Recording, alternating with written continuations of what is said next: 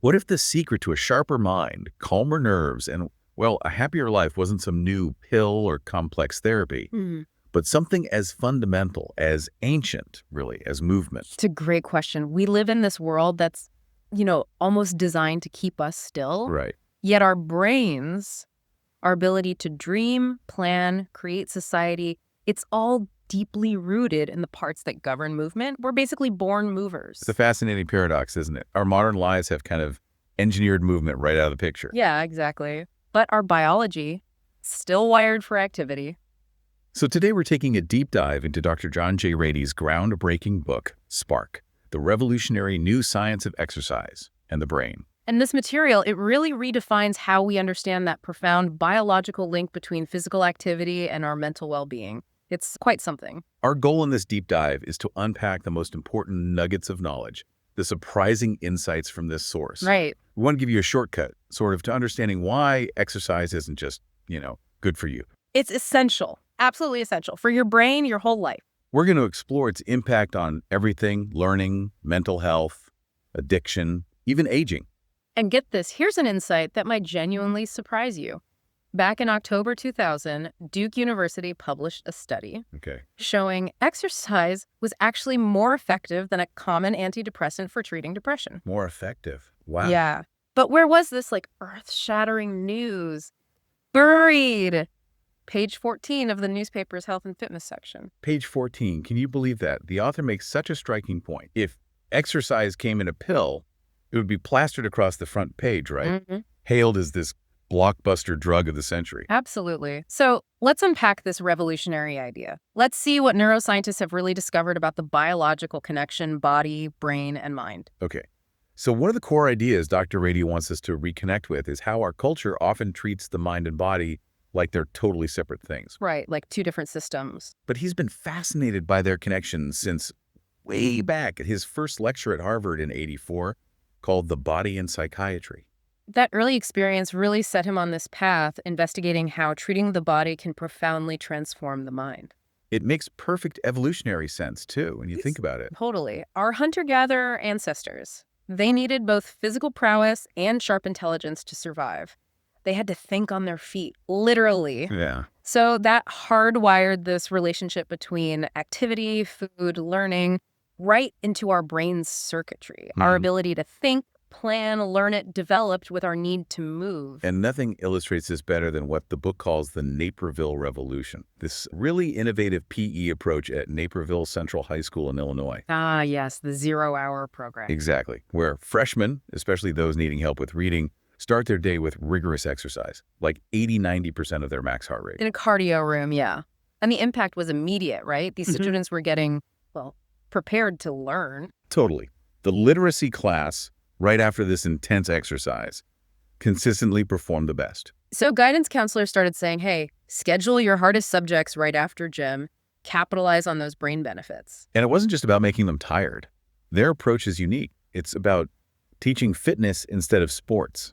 No dodgeball nightmares there. Ah, right. No fear of being last picked.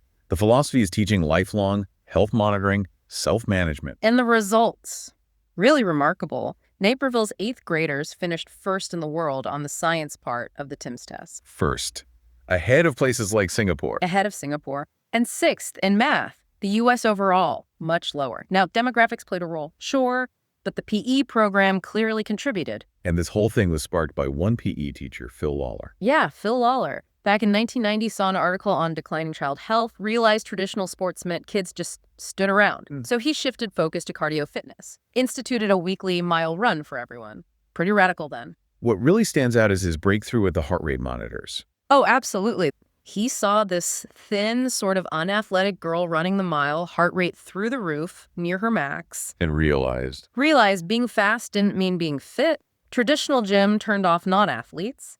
So he started grading on time in target heart rate zones. Smart. And they brought in small-sided sports, too. Yep, like 3-on-3 basketball. Keeps everyone moving, engaged, no standing around. This new PE became a national model, didn't it? It did. Naperville 203 became a training academy for PE for life. High schoolers get choices kayaking, dance, rock climbing, and they create personal fitness plans tracked with assessments. They graduate with this detailed health report predicting future disease risk even. That's incredible. And it leads to that question from the PE coordinator, Zientarski. Where do kids learn communication, teamwork, problem solving, risk taking? He suggests, probably not science class. Right. He thinks it's happening in gym, mixed in with the movement, the social stuff, fostering skills way beyond just physical ones. So, okay, we see the real world impact. Naperville's amazing. But fundamentally, how is movement actually rewiring our brains? What's the science here? Right. What's the core principle? It really comes down to brain plasticity, this idea that your brain isn't hardwired. It's constantly being reshaped by experience. You can be your own electrician, the book says. Exactly. You're actively building connections. And a key player is this protein, brain-derived neurotrophic factor, BDNF. BDNF, okay. Think of it like miracle grow for the brain. Okay, I like that. It's essential for building, maintaining circuits, even spurring new neuron growth. And exercise significantly boosts BDNF levels. So if BDNF is brain miracle grow, the takeaway is pretty clear. Every time you move, you're not just burning calories. Nope. You're actively cultivating a sharper, more adaptable mind. It's like a foundational nutrient for your brain. Not just your muscles. Exactly. And the research backs this up strongly. Dr. Carl Kottman's mouse study used special running wheels, voluntary exercise, showed movement improved their learning rate, efficiency, directly linked exercise to brain learning through BDNF. If you block BDNF in mice, they learn incredibly slowly. Wow. This idea of use-dependent plasticity seems key then. The brain adapts to how you use it. Absolutely. Those early studies, 1960s, rodents in enriched environments, toys, obstacles, social groups. Right. Their brains literally changed structure, function, heavier brains, better performance. That research actually influenced the creation of Head Start. And then in the 70s, William Greenough found this stimulation learning, exercise, social contact, made neurons sprout new dendrites, form more connections, thicken myelin for faster signal. All that growth needs BDNF. Fundamental. It gets even more profound with neurogenesis, right? The birth of new neurons. Oh, totally revolutionary. We used to think you were born with all your neurons. Not true. New ones are born daily, especially in the hippocampus, the memory center. So exercise actually encourages new brain cells. It does. Active mice had twice as many new stem cells in their hippocampus. Blocking neurogenesis messed up their memory recall. Exercise helps these new cells integrate, become these plastic phenoms, as the author calls them. Plastic phenoms, like super adaptable brain cells. Exactly. Way more efficient at processing information, building strong connections. So gym class isn't just for muscles, it's profoundly for brains. So when we learn, it involves lots of brain areas, Yeah. prefrontal cortex directing things, hippocampus mapping memories. Right. Even the basal ganglia and cerebellum storing patterns, maintaining rhythm. Exercise strengthens the whole network, makes it easier to learn, integrate new stuff. Okay, so we've unpacked how movement sharpens our minds for learning. But what about those invisible burdens? Yeah. Stress, anxiety, depression. It feels like exercise might be our most potent weapon against those modern mental health pressures. We live in this paradox, right? Easier to survive, but way more stressed. Yeah, there's a huge mismatch between our genes coded for active survival and our sedentary lives. So how does exercise help with stress? A powerful concept is stress inoculation. Think of it like this. Mild, controlled stress, like exercise, actually makes brain cells stronger, more resilient. Like a vaccine prepares the immune system. Exactly. Challenges, in the right dose, help us grow. The book explains the biology of stress, the HPA axis, hypothalamus, pituitary, adrenal glands, releasing cortisol in fight or flight. Right. Short-term, cortisol mobilizes us. But chronic high levels, toxic to nerve cells, causes dendrite shrinkage, even cell death neurodegeneration. We see that in Alzheimer's. So exercise is like our evolutionary way to prevent that damage. Precisely. When we exercise in response to stress, we're doing what humans evolved to do. Think about Susan, the patient overwhelmed by the kitchen remodel. Right, drinking Chardonnay before lunch. She found relief just using a jump rope for 10-15 minutes. It inhibited that feeling of stress, that runaway brain activity. That's pretty direct. And Dr. Robert Piles, the psychiatrist who got sick from stress. Developed sarcoidosis, yeah. Doctor said rest, he started running. 5 years later, disease gone. Running saved his life, he said. Made him see the body and mind are one unit. And this isn't just individual stories. There are workplace benefits, too. Huge benefits. Studies show exercising employees are more productive, handle workloads better, interact better, meet deadlines. Companies with fitness programs, fewer sick days. Okay, let's pivot to anxiety. The book calls it a fear memory. The brain keeps replaying. Yeah, the amygdala sounds the alarm, but the prefrontal cortex doesn't give the all clear, so your world shrinks as you avoid triggers. There's a story about a patient, Amy, facing divorce, losing custody, stopped her Prozac. And her lawyer questioned me in court about exercise being a proven treatment. My response was blunt, absolutely. Exercise works a lot like Prozac and other anti-anxiety drugs. And there's clinical evidence for that. Oh, yeah. A 97 German study compared exercise, an antidepressant, and placebo for panic disorder. 10 weeks later, exercise and drug groups had the same level of improvement, both in remission. Same level. That's significant. And another study, 2005, showed 30 minutes of treadmill running cut panic attacks significantly, like 2 to 1 compared to just resting. The effect can be immediate. So how's it working in the brain, neurobiologically? Well, it helps relieve muscle tension, for one, but it also boosts calming neurotransmitters, like serotonin stabilizes brain activity and GABA. It hits the same pathways as many anti-anxiety meds. Stabilizes the arousal system, calms the nervous response? Exactly. Now, you can't erase fear memories, but exercise helps drown them out by building new neutral circuits. Joseph Ledoux talks about active coping. Acting despite the anxiety. Right. It literally shifts brain information flow, forges new pathways. Exercise is a powerful way to actively cope. Think of Ellen, the patient with social anxiety. She felt better after running, but struggled to do it consistently. Yeah.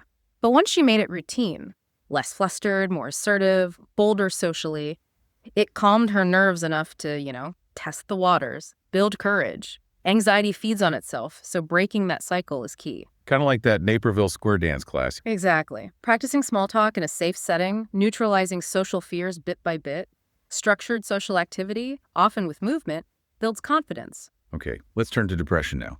Moving them literally. Our understanding started kind of accidentally, right? With those old TV drugs and antihistamines? Serendipitous discoveries, yeah.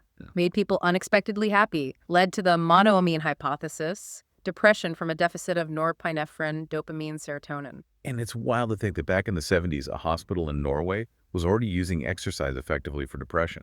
Offering it as a choice alongside drugs. And it worked just as well. But those findings got lost in the shuffle with the push for purely pharmacological solutions. The biology of depression is stark, though. Chronic depression can actually cause structural brain damage. It can. Bright patches in white matter, shrunken gray matter. But then came the discovery of neurogenesis, new neurons being born, especially in those shrunken areas like the hippocampus and prefrontal cortex. So depression started being seen as more of a connectivity issue. Right. The book describes it almost like a survival instinct to conserve resources.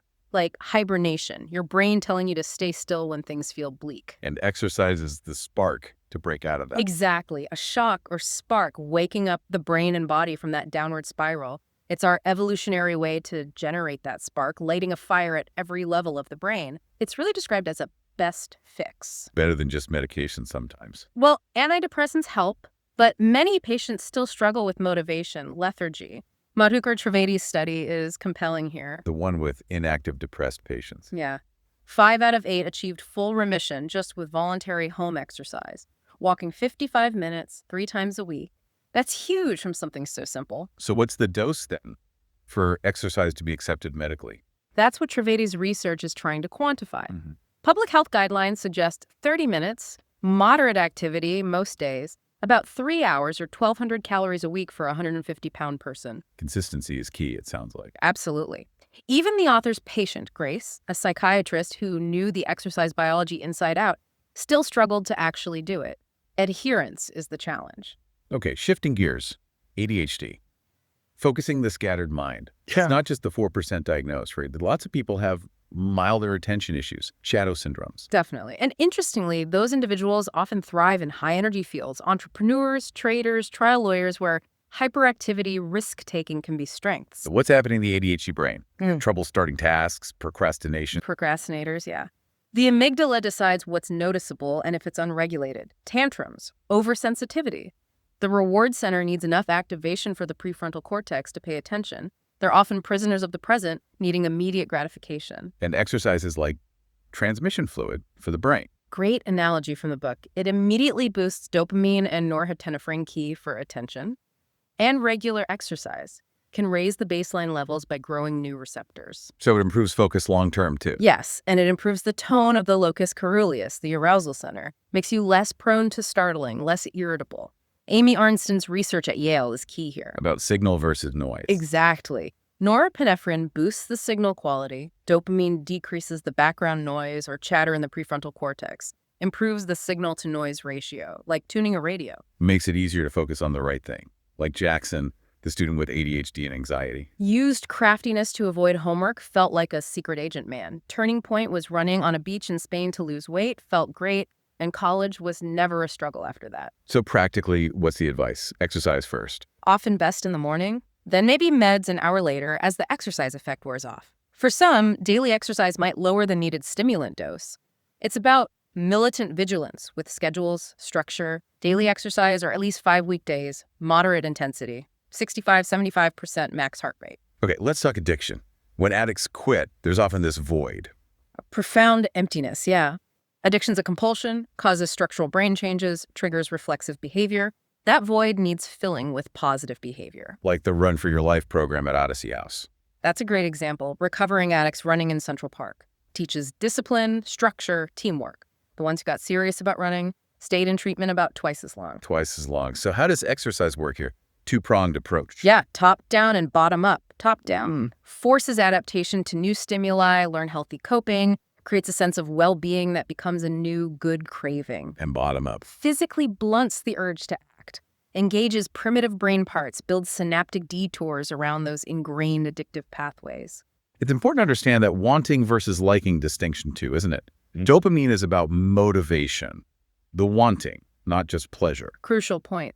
Addiction is seen now as a neurological malfunction, rewiring the brain, not just a moral failure. Like Rusty, the patient with ADHD and drug problems who didn't like running. Right. Author suggested Dance Dance Revolution, DDR. Rusty found it immediately blunted cravings, filled idle time, boosted optimism, helped him stay out of jail.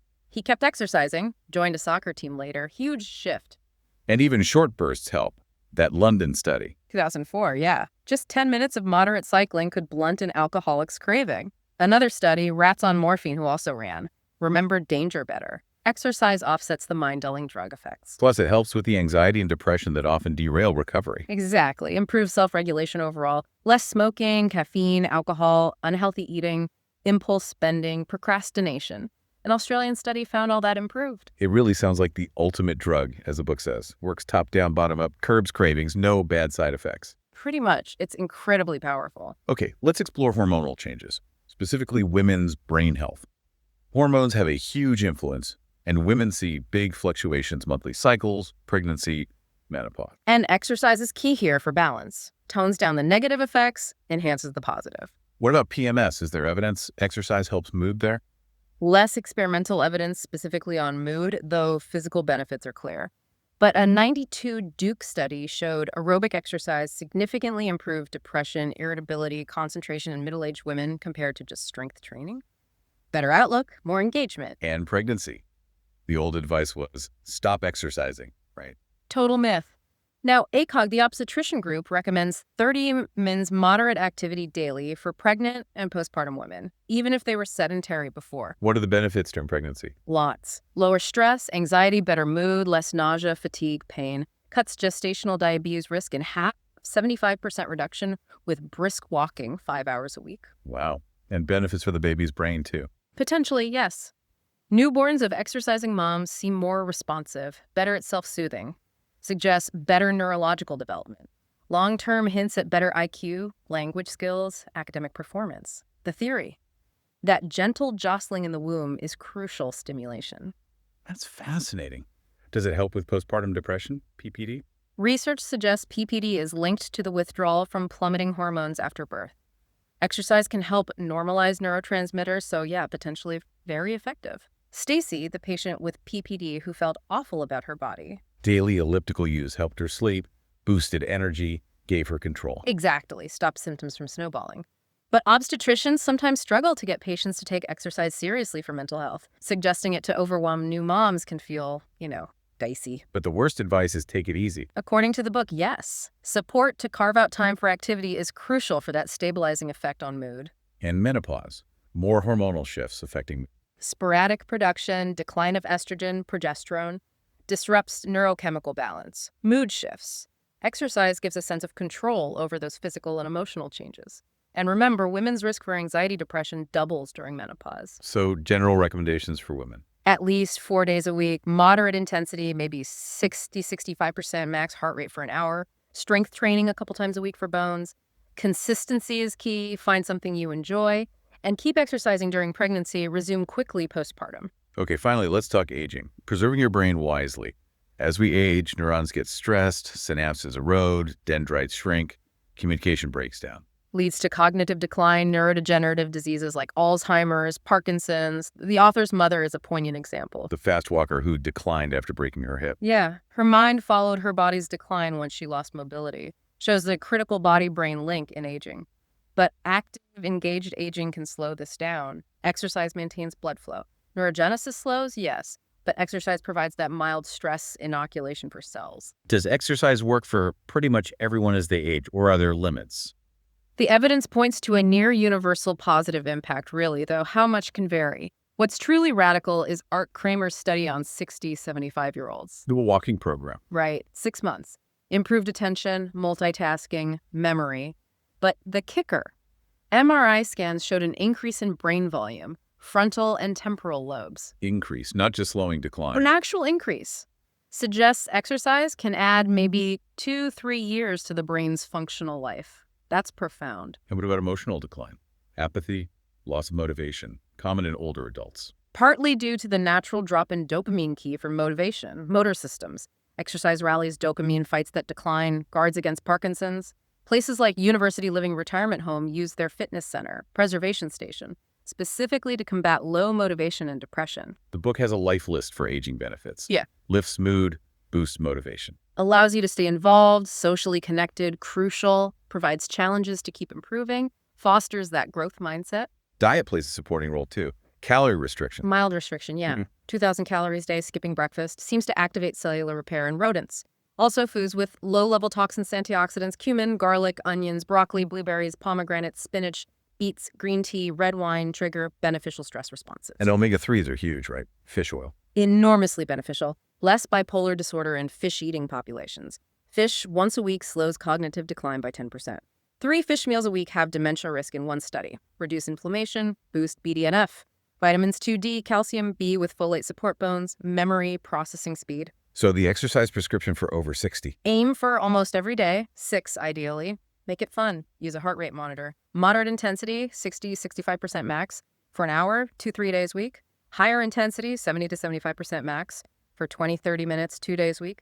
Consistency over extreme intensity, plus balance and flexibility yoga, Pilates, Tai Chi twice a week for 30 minutes. Crucial for agility, preventing falls. And why does intensity matter? Different benefits. Yeah. Moderate intensity, 50-75% max, activates the HPA axis controllably, cues learning, strengthens circuits, boosts BDNF, tunes the stress response, strengthens immunity. Okay. High intensity, 75-90% max, that's emergency state. Pituitary unleashes human growth hormone, HGH, the fountain of youth, a 30-second sprint, 6-fold HGH increase. Psychologically, it's where you confront the self, push boundaries, get that runner's high, feel like you can conquer anything. What's fascinating and kind of counterintuitive is the social connection part. That rodent study where isolated running prevented neurogenesis. Yeah, Elizabeth Gould's work, probably due to higher cortisol from the stress of being alone. It highlights a crucial point. Yeah. Social support is vital. It helps buffer stress, lets exercise work its magic. Exactly. We're programmed to be active together during good times, conserve energy alone. So don't be a lab rat on a treadmill. Join a team, find a partner, set group goals, rock climbing, team sports. The more you do, the more you imagine doing. And the social link amplifies the benefits. So we've taken this deep dive.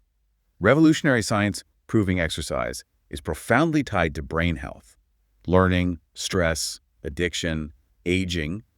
It's not just calories. No, it's fundamentally rewiring your brain, giving you this incredible advantage for navigating life. And you have the power to change your brain, right? By moving, lacing up shoes, finding an activity you love. Yeah, you really do. As Dr. Ratey says, our genes are coded for activity. Our brains are meant to direct it.